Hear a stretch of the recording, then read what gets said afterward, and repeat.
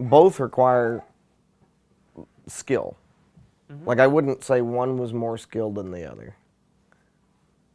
You know what I'm saying? Like, that's very generous. Thank you. No, but seriously, like, it depends on what you're talking about making. Yeah. Is it harder to make a hammer by hand than without a power hammer, a big power hammer? Yes, I would say it is. Mm-hmm. I would say it is. I mean, we've been working 2 days on a hammer that you could have gotten to this stage in probably an hour or two. Not even if I was. Not even. Yeah. Right. I mean, there's been a lot of fiddling with it, and you know, we're learning about a hammer style that's like we kind of don't really know how to make, but yeah, not even an hour or two. But then there would be things that I might like to make that might or might not be easier to make with a power hammer. Yeah. Nails, for instance. And I mean, I've seen some. There are some exceptions to that. I've seen some guys make nails, like 2 nails to the heat with power hammers. But they're very, very specialized power hammers, not a big one. Like, I can't see making a nail on a 300-pound, what is it, a Chambersburg that you have? 600 pounds. 600 pound steam hammer. Yeah, and you can generally tell the difference between a power hammer forged piece. I'm specifically thinking in the hammer world. Yeah. Because I'm very familiar with that. Hammers made under the power hammer by hand. There is a definite difference. Right. Whether, and just little nuances, and so there is a difference in the product that will come out of the power hammer and the hand hammer. Right. So this is going to seem really weird to a lot of like rank beginners that want to get started, but I think it depends on what kind of blacksmithing you like or are interested in. Mm-hmm. Because blacksmithing has never in the course of history been a monolithic trade.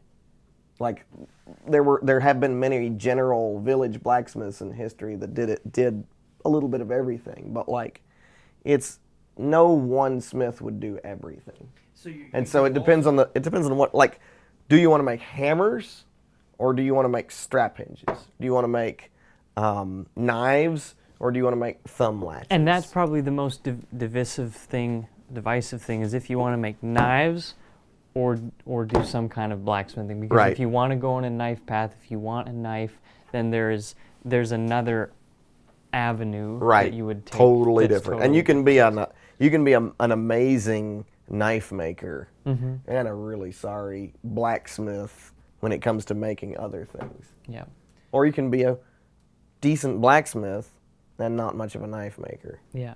Yeah. And so it's almost like we're thinking of a tree. So you would have knife making or bladesmithing, blacksmithing, farrier, and then each of those may have more of a branch. And if you can, as a beginner, pinpoint where on the branch as close as you want to be, and then go to those people, go to those books and those resources that will get you there, that will get you closer to that faster than starting at a different place. I will say the one thing that does cross over to some degree is just the basic idea of learning to move the metal. Mm-hmm.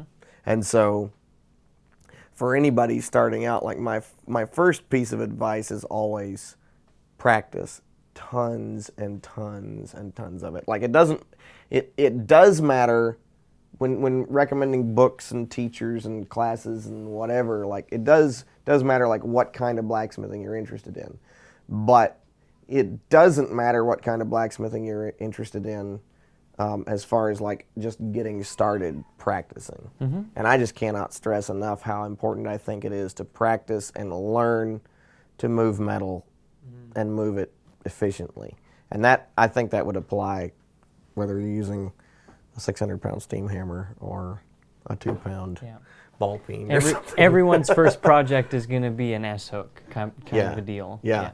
And so one of the books that one of the books I would recommend for that, and there may be better ones out there, I don't know, but is Randy McDaniel's A Blacksmithing Primer. And there's also, he's got a video series to go along with it, but I've never seen any of that. I've just seen the book. And it's kind of a decent textbook that starts you out with S hooks and drive hooks and J hooks and whatever. And it takes you through tons and tons of projects over. I mean, it's a pretty thick book, and it takes you all. And if you actually treat it like a textbook and work through the projects one by one in order, and even repeat the projects over and over and over again, each one, until you are pretty decent at each one, you'd come out the other end with a really solid starting foundation. Yeah. So anyway, that would be that'd be a good place to start. And then for me, I'm kind of biased this way, but like find out how to identify hand forged ironwork, like antique pieces, whether it's tools or hardware or whatever, and then study pieces that are, antique pieces. Look at how they're made. Try to figure out how they're made, and combine that with watching other people, videos, books, whatever, to learn how old stuff was made, because there's so much you can learn from examining old pieces that were hand forged. If someone is like completely lost as to how to get forging, let's say that you can't find anyone in your area to help, you are so out of touch with being able to work with your hands that you don't even know like how to start a fire. And there's people like that. Oh, yeah. Literally just they have not a clue, and that's okay, because and what I would recommend there is Alex Steele has an online course called beginblacksmithing.com. It's like how to begin blacksmithing for $90, and it literally walks you through a website to go to order a piece of steel, how to file a hammer face to use it, and how to build a fire in the ground, and like piece by piece, movement by movement, to familiarize yourself with even doing something with your hands. Yeah. Like if you're really completely like don't even have a footing as to any of that kind of stuff. Right, and that's something that's a helpful resource. That's a really great point. That's something that's easy for me to forget as someone that grew up working with my hands. Like I know it. I've run into those people a lot, and I want to help. Sometimes it's hard to know where to start. So it's really great that he has put that resource together with those things in mind. Yeah. Over the last century, I think we've seen kind of the future of blacksmithing come into question. So my question is, where do you think it's going? And how do you feel about the future of the craft of blacksmithing as it stands right now? Or is that too broad a question? That's really broad. Okay. I mean, and especially. Or do you want me to just start talking about what I'm thinking along these lines? Okay, I'll say something, and then I think you should talk, because I think you'd be able to give a really good answer to this. I would say it would go one of two directions. So at the moment, there is the biggest explosion of the most amount of people ever in history interested in blacksmithing. Yeah. Like ever in history, which is wonderful, because for people that make stuff for other blacksmiths like myself, there is I can sell those resources to them. And then for people that are seeing blacksmithing, being interested in the products that they can get from blacksmiths, that's especially good for your type of business, where you're selling to people that are going to use not the tools and hardware that you make. Right. And so it's either there will be our society will turn in such a way that it begins to value hand craftsmanship, and blacksmithing will become something that is sustainable because of something that's wanted and in demand because of the way it's made and the craftsmanship behind it, the quality behind it, or things are going to continue on as they are, and the blacksmith fad will die out, and then there will be less of us in the next 50 years. So I don't think that. I think the reverse from the continuation that you mentioned at the end of that. I think that reverse has already happened, but that's hard to say. So I won't I won't get in without getting too much into the future. I would say right now, I do believe that we're basically living in a golden age of handwork, or of maybe handwork's not the right term, but like a revival of the small craftsman, small scale craftsman. Yeah. And I have to remember to be more general when we're talking from the hand forging to the power hammer forging and all that. That's okay. That's okay. So, but it's people value, I think, the story behind how something is made more now.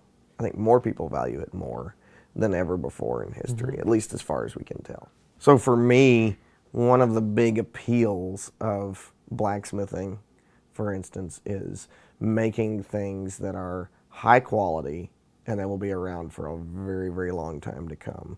Things that might be more expensive than a mass manufactured analog, but the what you get with the high price is something that has character, has a story, and is going to be around. Like look at how long things from made 200 years ago last compared to things made 10 years ago. Yep.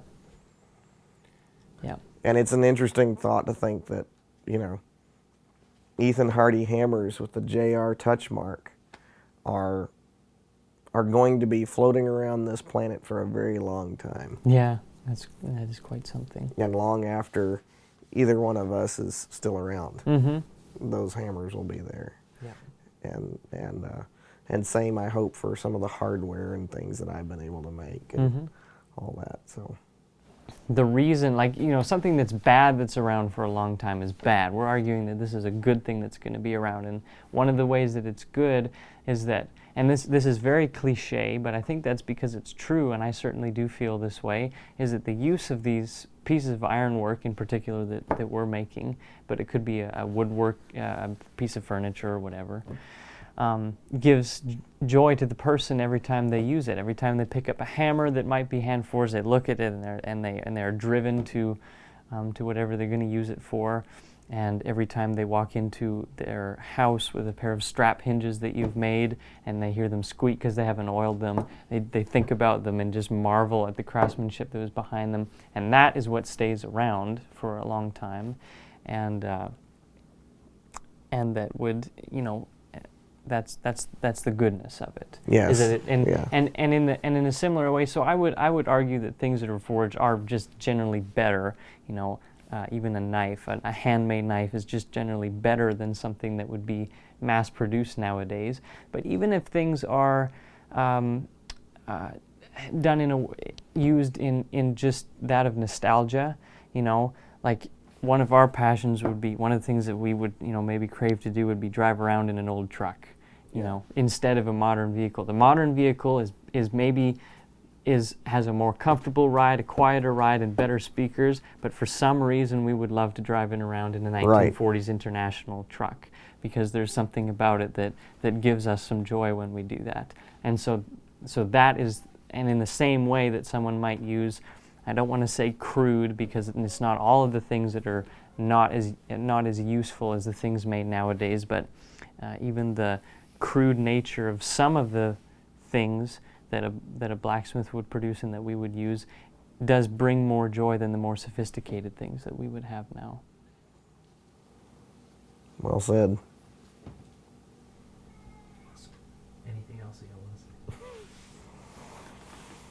We could go on for hours. Okay.